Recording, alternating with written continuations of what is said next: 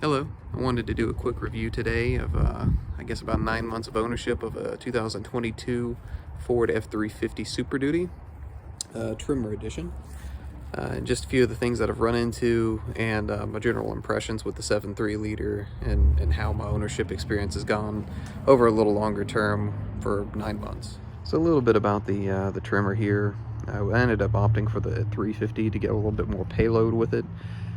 Come to find out later, I'd looked in forums and I could never really completely confirm it, but after talking to the dealership and after actually pulling up beside of another Tremor and looking at the leaf springs and counting them, there's exactly the same number of leaf springs between the 350 and the 250. You're just paying a couple grand more to get a sticker saying that it will hold more. The Tremor package looks good. It does really well. We went camping off-road in a field, and I ended up pulling a 10,000 pound camper up into a field, and it rained a little bit, and the front limited slip differential definitely helped in getting the camper out of there without any issue. I will say, just, you know, like I said, I am very kind of like a little bit disappointed that all they did was powder coat the regular 250 wheels and didn't give it like a special edition whenever you get the Tremor.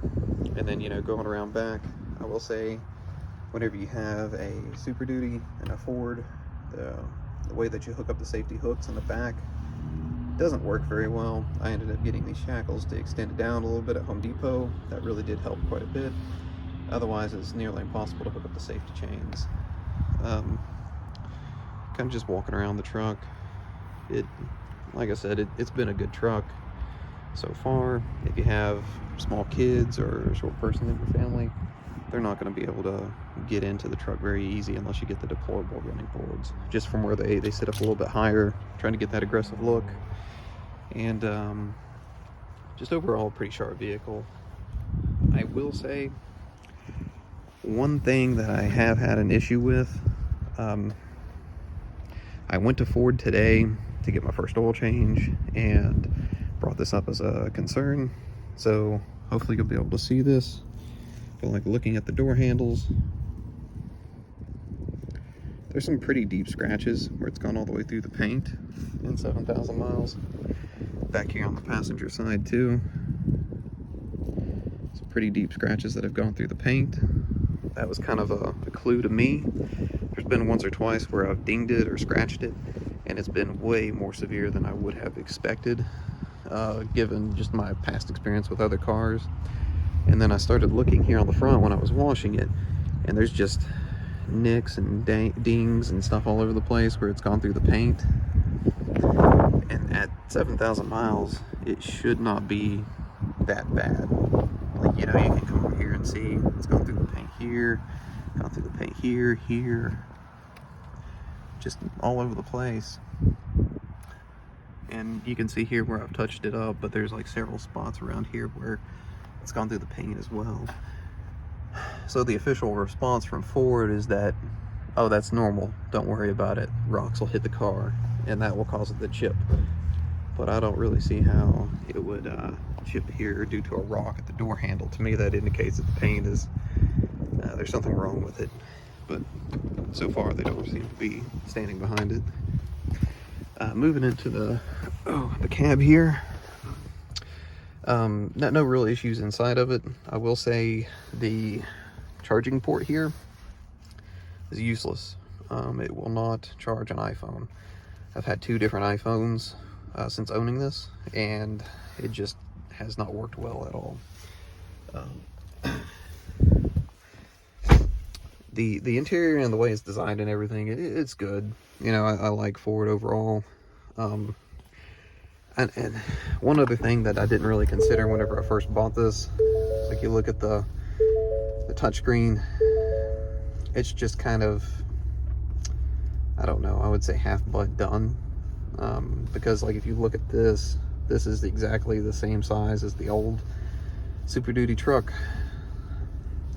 And all they did was just make another little paint over here so they didn't have to rewrite the software and slap something on there. The information over here is, for the most part, it's pretty useless. I would have rather just had like the option of having this entire thing as like a 12-inch touchscreen, but it does not have that option. Another weird kind of disappointing thing is there's no button for the heated steering wheel.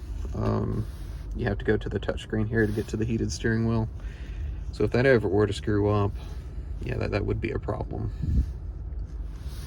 But other than that, I mean, everything's been pretty good so far.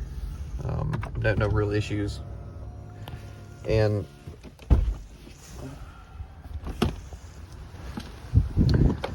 I did go for the sunroof. The kids really like that, so you know, big positive there. Glad I went for it. And went for the LED lights, which it's a little disappointing. You had to pay like a little over $1,000 to get LED lights on a Lariat trim truck, when like yeah, like cheaper cars come with it by default. That's about it, I would say. Overall, it's been good, but the paint has been kind of disappointing, and just the fact that Ford doesn't seem willing to stand behind it, has been disappointing too. And just a little note on the 7.3, we typically tow this camper. It's a Jayco Eagle, so if you fully load it, it's about 10,000 pounds, so between 8 to 10,000 on a regular basis.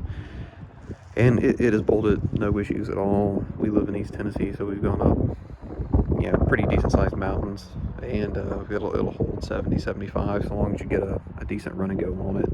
So the 7.3 seems to be a pretty good choice there. I would feel, you know, good doing that, and went for the 350 so we could get a fifth wheel someday if we would like to. But hopefully that is useful information. That's been my ownership experience so far. If anybody has any questions, leave a comment. Thank you.